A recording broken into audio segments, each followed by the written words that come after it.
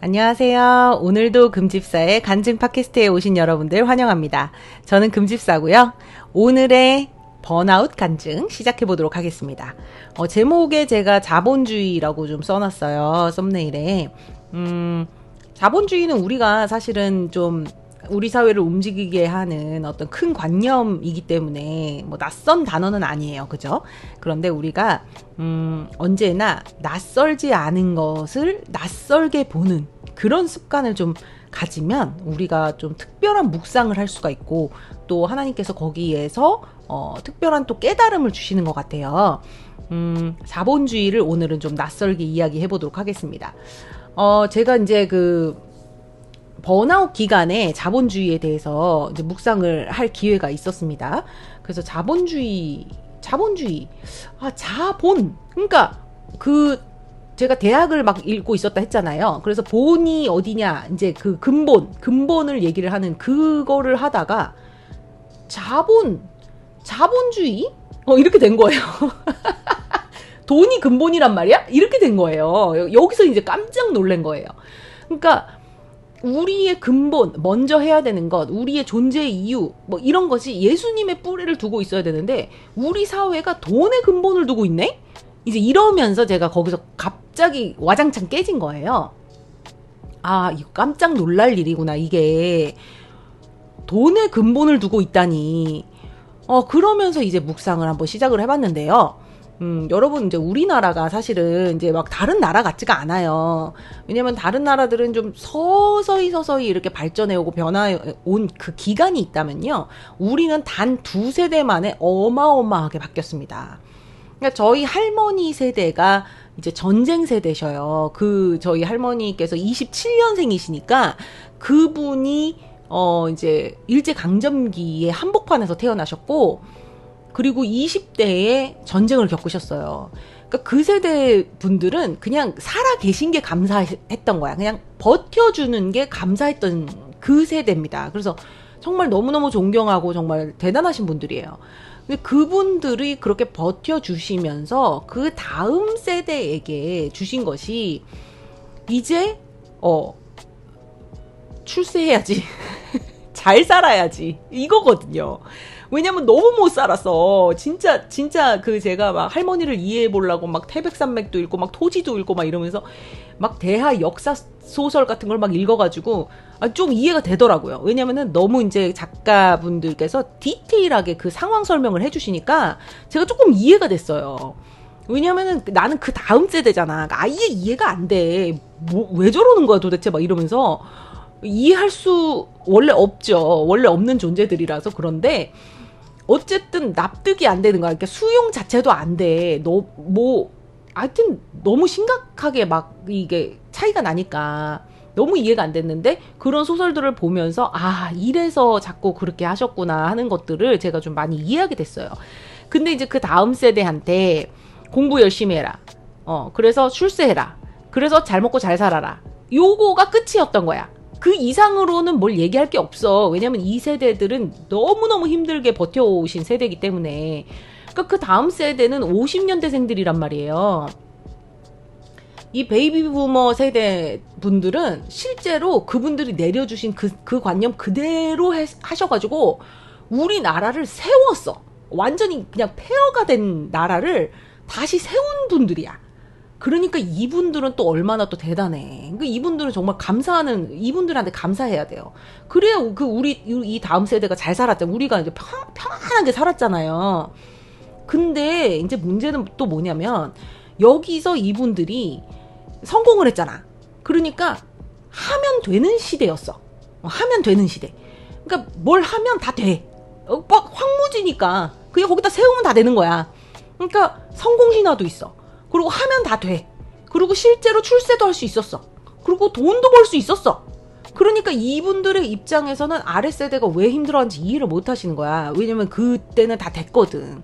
그러니까 그 밑에 세대한테 뭘 내려줬겠어요? 죽도록 해라. 덜 해서 그런 거야. 이렇게 된 거예요. 근데 이제 그때쯤에 이 자본주의라는 이 개념이 이제 정립이 될 때잖아요. 그러니까 이 한국이라는 거대한 기계의 부품처럼 사신 거예요. 그래서 막 서로를 으쌰으쌰 하고 막 할 수 있다 막 하고 막 이렇게 했어야 되는 그런 문화였답니다. 그러니까 거기에서 막 나를 막 넣어도 뭐가 나와. 그러니까 착즙기처럼 나를 집어넣으면 뭐가 결과가 돼서 나와. 그러니까 그 나오는 걸 자꾸 보고 더 넣어야 되겠다 막 이러면서 자꾸 자기를 갈아 넣으신 세대예요. 근데 그분들은 은퇴를 하셔도 그 자부심이 가시지 않습니다. 자부심이 아주 대단하셔요.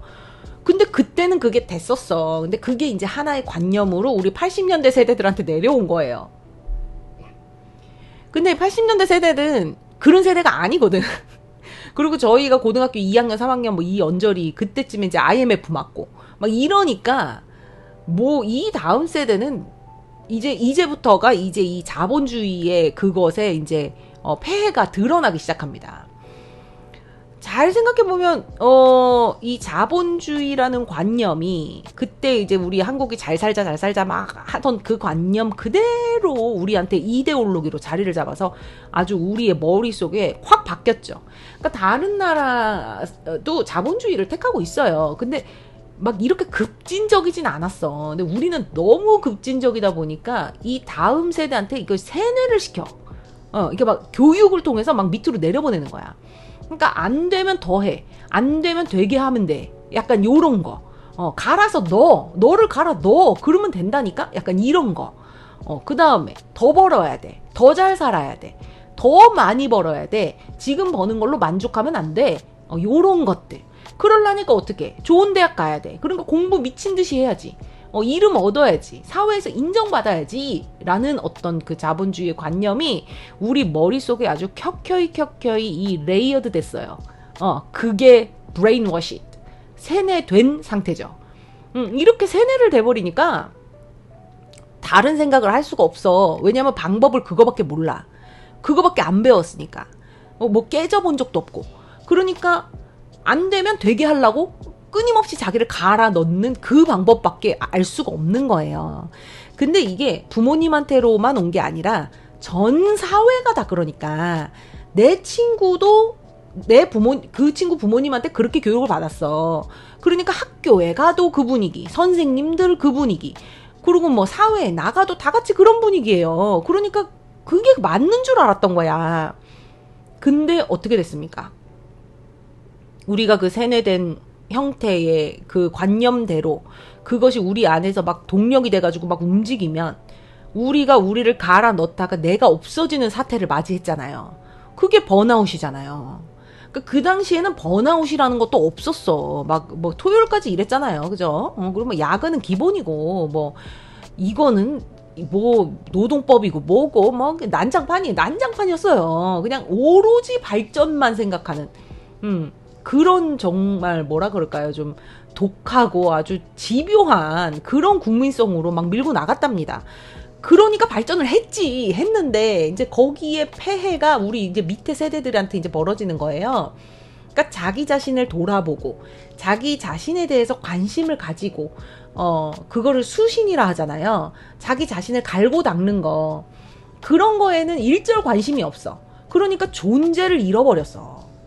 일절 관심이 없으니까 나라는 존재가 없고 오로지 그 큰 기계 속의 부품으로서 멀쩡하게 내가 계속 일을 해야 되기 때문에 나를 갈고 닦는 것은 오로지 스펙 만드는 거? 그거밖에 없는 거야. 그러니까 이 지금 넥스트 세대들이 왜 자꾸 스펙 얘기를 하냐면 그거밖에 몰라서 그래요.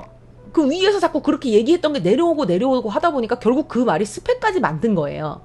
그러니까 계속 그 조금 더 좋은 부품이 되기 위해서 계속 자기를 갈아 넣는 작업. 그 작업이 스펙이잖아요, 결국은. 그래서 결국 스펙이라는 게 그 냉장고가 뭐 몇 리터냐 뭐 이런 게 스펙인데 우리를 기계로 보는 아주 굉장히 명확한 단어입니다. 스펙이란 단어. 그러니까 존재를 잃어버린 사람은 제가 이제 이전에도 몇 번 얘기했지만 자기 자신이 없어요. 혹은 아니면 자기 자신을 증오해. 왜냐하면 하면 된다고 했는데 내가 열심히 했어. 근데 안 돼. 그래서 더 열심히 했어. 근데 또 안 돼. 그러면은 그 탓이 어디로 가? 나한테 오는 거예요. 왜 하면 된다고 배웠거든. 다 된대. 왜냐면 그땐 다 됐거든. 그러니까 된대. 되는데 나는 못 해내고 있어. 그러면 내가 이상한 사람이 되는 거야.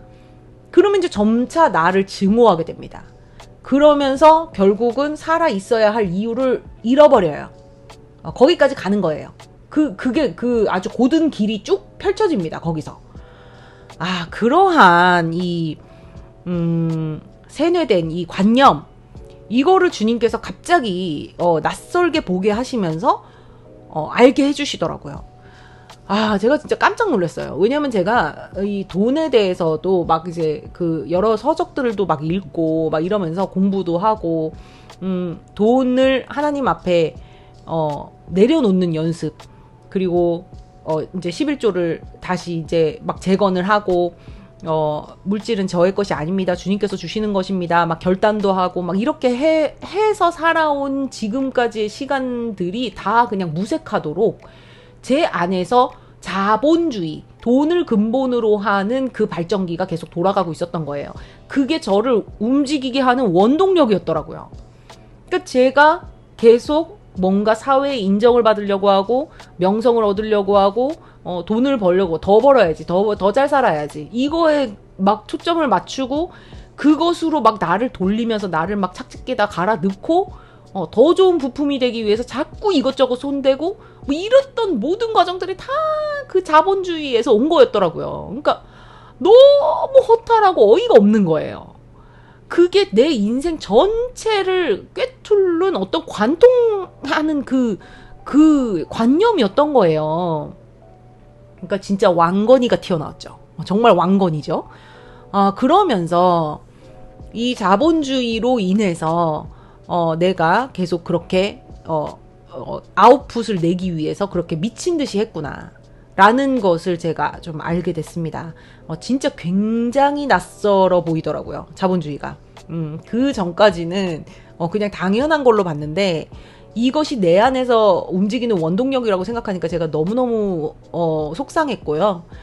주님께서 때가 됐으니까 저에게 이거를 알려주셨다고 저는 생각합니다. 그러면서 주님이 근본이 아니라, 포도나무 대신 예수님이 본이 아니라 돈이 본이 되는, 돈과 명성과 발전과 잘 살아보겠다는 그 욕심이 본이 되는 그러한 삶을 제가 살고 있었다라는 것을 보여주시면서 제가 너무너무 속이 상해서 막 울고 막 회개하고 막 그랬어요.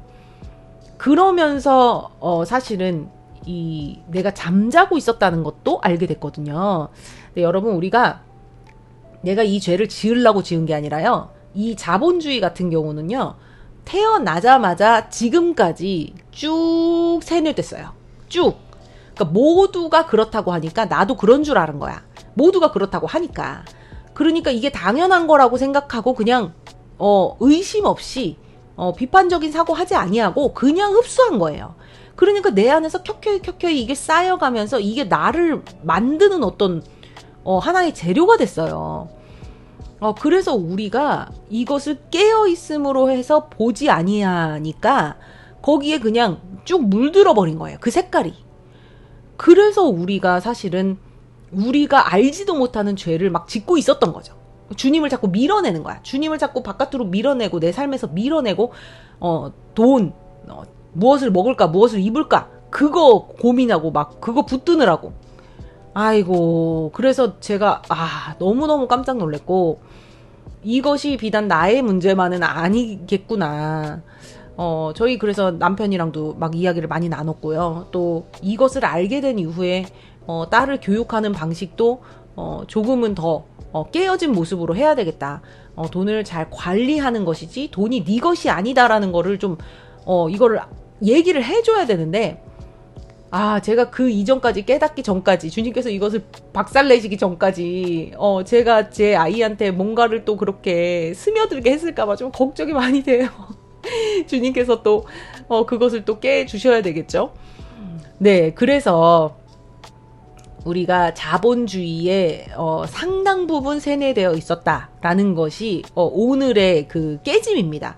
여러분 자본주의에 관련해서 조금 이렇게 주의 깊게 한번 묵상을 해보시면 좋겠어요. 좀 낯설게 봐보시면 좋겠어요. 왜냐면 내 부모님이 얘기했다고 해서 그게 진리는 아니에요. 모든 사회에 모든 사람이 그렇게 얘기한다고 해서 그게 진리가 아니라고요. 왜냐면 우리는 죄인이니까요. 우리가 부족하고 우리가 완전하지 못하기 때문에 그것이 다 그렇다고 해서 그게 다 맞는 거야는 아니죠. 그래서 우리가 말씀이라는 기준이 있어야 되는 거고 그렇잖아요. 근데 그거를 비판적으로 보지 아니하고 말씀에 비춰서 복음에 비춰서 보지 않고 그냥 막 흡수했기 때문에 그걸 어릴 때 그렇게 할 수가 없었기 때문에 그 자동으로 막 흡수된 거예요. 그렇기 때문에 내 안에 그냥 이게 너무 당연하게 자리 잡고 있었던 거였던 거죠. 근데 이게 복음의 빛으로 주님이 확 비추시니까 이게 낯설어 보이고 확 깨지는 거예요. 어둠이 확 이제 밝아져 버리니까 이게 보이는 거예요. 제가 이제 그런 경험을 하고 이 자본주의에 관해선 정말 제 안에서 정말 큰 실망과 정말 놀라움이 같이 왔던 그런 경험이었습니다. 여러분들도 혹시 번아웃을 좀 겪고 계시거나 겪으셨던 어떤 그런 경험이 있으시거나 혹은 또 그러한 것 때문에 마음에 좀 고통이 있으시다면 제 이야기를 이렇게 쭉 들으시면서 또 이런 부분들을 한번 묵상해 보시면 좋겠다는 생각이 듭니다. 번아웃은 사실 이런 나를 움직이게 하는 근본이 잘못되면 그게 가장 센 것 같아요. 그게 세서 이 발전기 자체가 그러니까 기계 자체가 잘못 왔어. 잘못 온 거야 얘가. 그러니까 잘못된 기계를 들여놓고 막 돌리니까 이상한 게 나오는 거예요. 아웃풋으로. 그래서 제가 작년 수련회 때 주님께 이렇게 기도를 했어요. 주님, 사랑으로 움직이게 해주십시오. 사랑이 원동력이 될 수 있도록 해주세요. 하나님께서 저를 사랑하심. 그래서 그 시선으로 내가 나를 사랑하고 또 내가 나를 기뻐하고 그 기뻐함으로 내가 내 이웃을 기뻐하는 그 사랑으로만 움직이게 해주세요. 이런 기도를 했거든요. 왜 그랬냐면 이걸 겪고 나서 내가 돈의 근본을 두고 있다는 나를 발견하고 나서 너무너무 진짜 진짜 너무 가슴이 너무 찢어질 것 같았어요. 내가 이렇게 오래 신앙생활을 하고 그랬어도 내가 이런 사람이었다니 이러면서 또 제가 저를 발견하고 진짜 진짜 징글징글하다 막 이랬어요. 근데 기계를 바꿔야 돼. 기계를 바꿔야 돼. 이상한 기계를 사갖고 넣어놨어. 그러니까 이 기계를 빼고 하나님께서 주신 하나님의 사랑, 그 복음의 기계가 내 안에 들어와서 그게 발전기 원동력이 돼가지고 막 그게 돌아야 우리의 아웃풋도 다 그렇게 나온다는 거죠. 사랑으로 움직이고 사랑으로 바라보고 이게 자꾸 이렇게 돼야 되는데 기계 자체가 완전히 잘못된 게 들어와 있어가지고 아이고 제가 깜짝 놀랐습니다. 자본주의, 뭐 민주주의, 뭐 여러 가지 것들이 있어요, 그죠? 근데 이거는 세상 나라 법칙이고 하나님 나라는 왕정이잖아요. 왕이신 하나님, 왕이신 예수님께서 다스리는 나라, 그 통치가 임해서 지금 이곳에 임한 그 하나님의 나라의 백성이에요. 우리는 그렇기 때문에 이 자본주의의 뿌리를 좀 뽑아야 됩니다. 근데 제가 이 뒤에 간증할 내용도 상당 부분 자본주의와 연결돼 있어요. 그래서 제가 이 자본주의가 이거 하나로 이제 끝날 얘기가 아니에요. 그러니까 뭐 해결책을 뭐 얘기하고 이게 아니고요. 계속 그 자본주의의 잔재가 이제 저한테 이게 주님께서 막 뽑으려고 이렇게 뿌리를 막 흔드시니까 거기에 막 잔재들이 막 계속 올라오는 거야. 그래서 그 잔재들의 이야기들이 또 펼쳐질 예정입니다. 그래서 뒷이야기들도 좀 관심 있게 들어봐 주셨으면 좋겠습니다. 오늘 제 간증은 여기까지입니다. 여러분 너무 실망하지 마셔요. 왜냐면 왕건이 건지시면 주님께서 진짜 큰 치유 주십니다. 주님께서 회복하게 해주실 거니까요. 네, 그거 믿고 우리 나아가는 승리하는 하루 되시길 바랍니다. 저는 오늘 여기까지고요. 다음 간증으로 돌아올게요. 여러분 안녕.